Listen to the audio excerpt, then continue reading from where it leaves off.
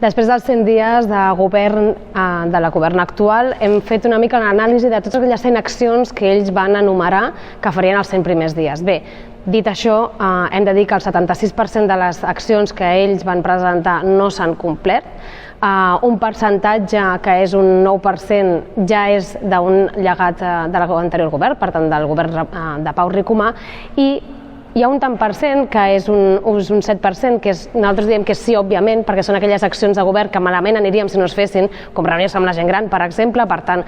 creiem que és part de que qualsevol govern hauria de fer. I després sí que hi ha una part, és un 8%, que és aquelles accions que ells sí que han impulsat, com per exemple el PAM-a-PAM, o per exemple aquella pulsera per als treballadors de la neteja que finalment els treballadors no volien, o aquesta descentralització de l'arribada dels creuers per no massificar la part alta, però que al final ha acabat al Camp de Mar i per tant tampoc no veiem la utilitat d'aquesta acció. Es parlava al principi de 3 T's, turisme, tecnologia i talent.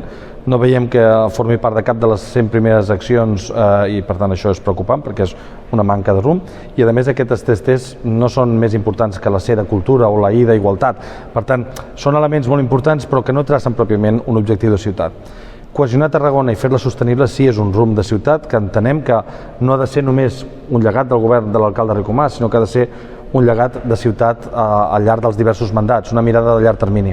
És en aquest sentit que accions petites que s'han aturat inexplicablement, com els patis oberts a les escoles els caps de setmana perquè la canalla o la gent jove pugui practicar l'esport els caps de setmana al centre de la ciutat, o com per exemple la calendarització de les accions de la part baixa, el mateix POM que sembla que s'està alentint, o el contracte de l'acord de carreteres que s'ha de signar, havien dit que el signarien durant aquests 100 primers dies i no s'ha signat. Tot això no pot estar parat i entenem que ha de tirar endavant. Per tant, una mica la valoració